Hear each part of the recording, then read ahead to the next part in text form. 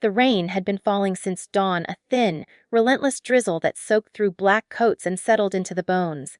Vesper stood beneath the old oak trees at the cemetery, her hands clasped so tightly in front of her that her fingers ached. The smell of wet earth and lilies filled the air, and the sound of quiet sobs drifted from somewhere behind her. Her grandmother was gone. The one person who had ever looked at her without judgment, without conditions. The one place that had ever felt like home. Vesper kept her eyes fixed on the casket as it was lowered, her chest tightening with every inch it disappeared into the ground. Memories pressed in, warm kitchens, soft laughter, a hand squeezing hers during the worst days. Her grandmother had always said, "You belong no matter what anyone else tells you." Now, standing among people who had never truly wanted her there, Vesper felt that belonging slipping away with the rain. She barely noticed her stepmother approach until a manicured hand wrapped firmly around her arm. The grip was gentle enough to look caring from a distance, but sharp enough to send a warning through Vesper's skin. Without waiting for permission, the woman leaned in close, her breath warm against Vesper's ear. "Vesper," she whispered, her voice smooth and rehearsed, "please leave immediately. There's nothing here for you." Vesper stiffened but didn't pull away. She had learned long ago that resistance only gave her stepmother satisfaction.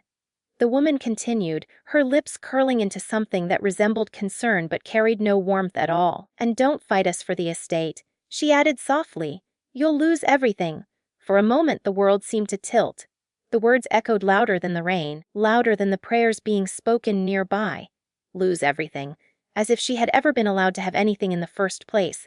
Vesper slowly turned her head and met her stepmother's eyes. They were dry, calculating, already imagining victory. Around them, relatives murmured and dabbed their eyes, unaware of the quiet cruelty unfolding in plain sight. This woman had spent years reminding Vesper she was temporary, replaceable, unwanted. Today even grief wasn't sacred enough to escape her control. "My grandmother hasn't even been buried yet," Vesper said quietly. Her stepmother smiled, thin and sharp. "That's exactly why this is the right moment." She released Vesper's arm and stepped back into the crowd, instantly transforming into the grieving widow everyone expected to see. Vesper stood there, her skin still burning where she had been touched. She felt small again, like the teenager who used to eat dinners in silence while decisions about her life were made without her. For a fleeting second, the urge to leave almost won. To walk away, disappear, let them have their victory.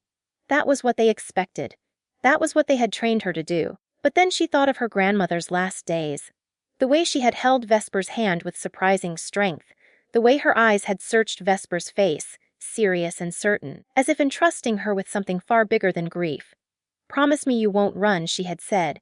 Vesper inhaled deeply, the cold air filling her lungs, grounding her. Her heart was pounding, but beneath the fear was something else, resolve, quiet and steady. She wiped the rain from her face and lifted her chin.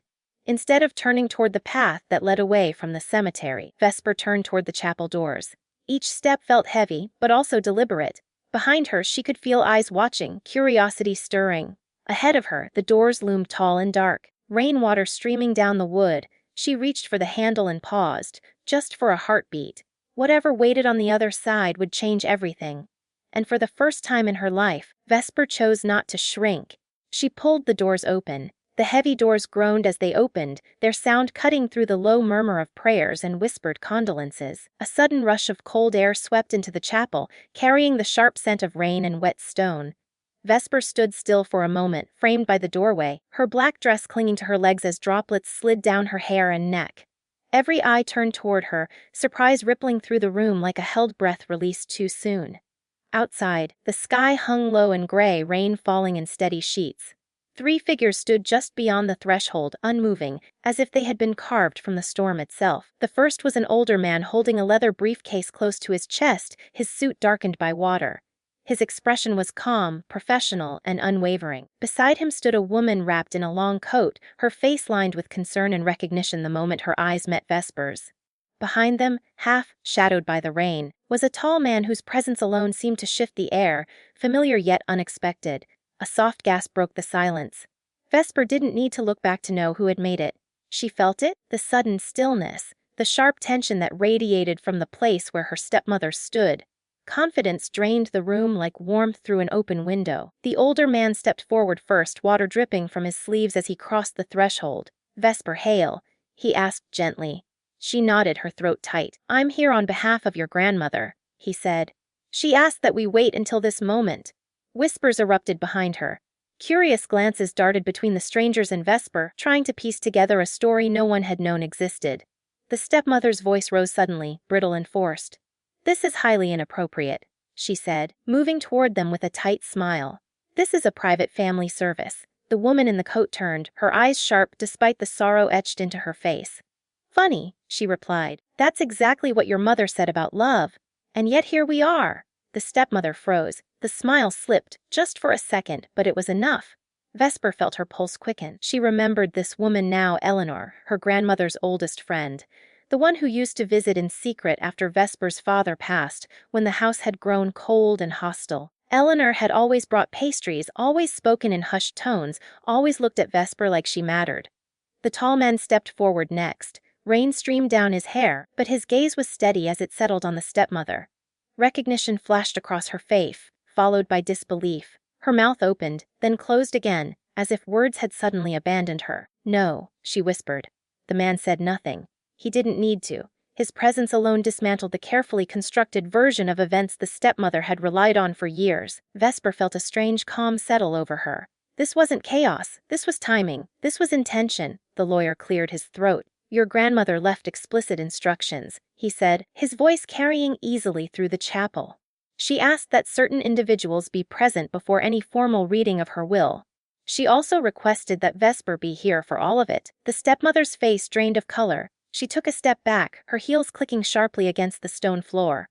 Around her, relatives exchanged uneasy looks. Some frowned. Others looked at Vesper with new interest, as if seeing her for the first time. Vesper turned fully toward the room, her hands no longer shaking. She hadn't planned a speech. She didn't need one. Her grandmother had done the planning for her. "I was told to leave," Vesper said quietly, her voice steady despite the weight of every eye on her. "I was told there was nothing here for me." Her gaze met her stepmother's, holding it without flinching. "It seems my grandmother disagreed." The rain continued to fall outside, but inside the chapel something had shifted. The balance of power, so long tilted against her, was finally leveling. Vesper stepped aside to let the others in, the doors still wide open behind them. For the first time that day, her stepmother had nowhere to hide. The chapel felt smaller once the doors closed again, as though the walls themselves had leaned in to listen. The rain softened to a distant patter against the stained, glass windows, and the air grew thick with anticipation. People shifted in their seats, grief momentarily eclipsed by curiosity and unease. The stepmother stood rigid near the front, her hands clenched together, knuckles pale, her eyes fixed on the leather briefcase as if it were a ticking clock. The lawyer set the briefcase on a small table near the casket. He moved with deliberate calm, unfastening the clasps as though each sound carried meaning.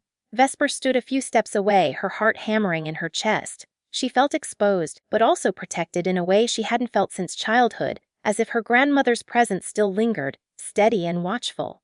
"Your grandmother," the lawyer began, "was very clear about her wishes. She anticipated resistance, she anticipated denial, and she prepared for it." A murmur rippled through the room. He removed a sealed envelope first. "Before the will, there is a statement she asked to be read aloud." The stepmother took a sharp breath. "This is unnecessary," she said, her voice strained. "We all know what Mother wanted." Eleanor turned slowly toward her. "You knew what you wanted," she said quietly. "That's not the same thing." The lawyer broke the seal and unfolded the paper. His voice was steady, but there was something reverent in the way he spoke, as though he understood the weight of what he was about to reveal. "If you are hearing this," he read, "then I am gone, and the people I loved most are standing where I knew they would be." Vesper's throat tightened. She could almost hear her grandmother's voice in the words, warm and firm. "I want it known that my granddaughter, Vesper, has always been my greatest pride. She was patient when she was ignored, kind when she was dismissed, and strong when she was made to feel small. Anyone who claims otherwise does not speak for me." A few heads turned toward Vesper. She felt heat rise to her face, but she didn't look away. "I have watched," the letter continued, "as love was rationed and belonging was treated as something to be earned. I chose not to confront these things loudly in life, but I refused to allow them to be buried with me." The stepmother's composure cracked. "This is manipulation," she snapped. She was confused near the end. The tall man spoke for the first time, his voice low but unyielding. "I was there the week before she passed." She was clear. sharper than anyone in this room. Silence followed, heavy and undeniable. The lawyer set the letter aside and opened the will. "The estate has been divided intentionally," he said. "Not equally." "Intentionally?" The stepmother leaned forward, desperation flashing across her face. "The house," the lawyer continued, "and all personal property tied to it, including accounts designated for its upkeep, are left to Vesper Hale." A collective intake of breath swept through the room. "The remaining assets," he added, "are divided among other family members as specified. However, no provision grants full control to any single party." The stepmother staggered back as if struck. "That house is mine," she whispered. "I ran it. I sacrificed for it." Eleanor shook her head gently. "You occupied it," she said. "You never owned it." Vesper felt a quiet clarity settle over her. This wasn't about winning. It was about being seen, about truth spoken plainly, without cruelty, without shouting. She met her stepmother's gaze one last time. There was no triumph in her eyes, only calm. The kind that comes when something long denied is finally acknowledged. Her grandmother had kept her promise. And now, so would Vesper. The cemetery emptied slowly, as though no one wanted to be the first to break the fragile stillness left behind. By the time the last car pulled away, the rain had softened into a fine mist, and the sky began to lift, pale light slipping through the clouds. Vesper remained near her grandmother's grave, her coat wrapped tightly around her, the sound of damp earth settling echoing softly in her ears. She knelt and pressed her palm against the cool stone, tracing her grandmother's name with careful fingers. The anger she had expected to feel never came. Instead, there was a quiet fullness in her chest, a sense of completion that felt almost sacred. The truth had been spoken. That was enough. Footsteps approached behind her, slow and respectful. Eleanor stopped a few feet away, offering a small, knowing smile. "She always believed you'd be all right," she said. "Even when you didn't," Vesper swallowed. "I didn't feel all right," she admitted. "No," Eleanor replied gently, "but you endured." That mattered to her. They stood together for a moment, watching the mist curl through the headstones. Then Eleanor squeezed Vesper's shoulder and left her alone again. Later that afternoon, Vesper drove to the house. The road there felt different, familiar yet altered, as though it had been waiting for her to return on her own terms. When she unlocked the front door, the scent of old wood and lavender greeted her, just as it always had. Sunlight filtered through the windows, catching dust motes in the air like quiet witnesses. The house was silent, but not empty. Vesper moved through the rooms slowly, memories unfolding with each step. The kitchen where her grandmother used to hum while stirring soup. The armchair by the window where stories had been told late into the night. In a small drawer of the writing desk, she found a bundle of letters tied with a ribbon, her name written across the top in her grandmother's careful hand. She sat on the floor and opened the first one. "I know today was hard," the letter began. "But I also know you are stronger than the fear they tried to place in you. Do not confuse their silence with your worth." Tears slipped down Vesper's cheeks, but she smiled through them. This was the inheritance that mattered most. Not walls or land, but certainty. In the days that followed, the stepmother faded from Vesper's life like a bad dream dissolving in daylight. There were no dramatic confrontations, no bitter messages. Power, once stripped, had nowhere to root itself. Vesper didn't chase closure. She didn't need it. Instead, she planted flowers in the garden her grandmother loved. She repaired what had been neglected. She filled the house with quiet laughter of her own. Some evenings, she sat on the porch and listened to the wind, imagining her grandmother beside her, content. Sweet revenge, Vesper learned, wasn't about watching someone fall. It was about rising without them. On one clear morning, she stood in the doorway of the house, sunlight warm on her face, and felt something she had never known before, belonging without fear. The past no longer loomed over her. It stood behind her, resolved and gentle. Vesper closed the door, not to shut the world out but to begin again. And somewhere she knew her grandmother was smiling.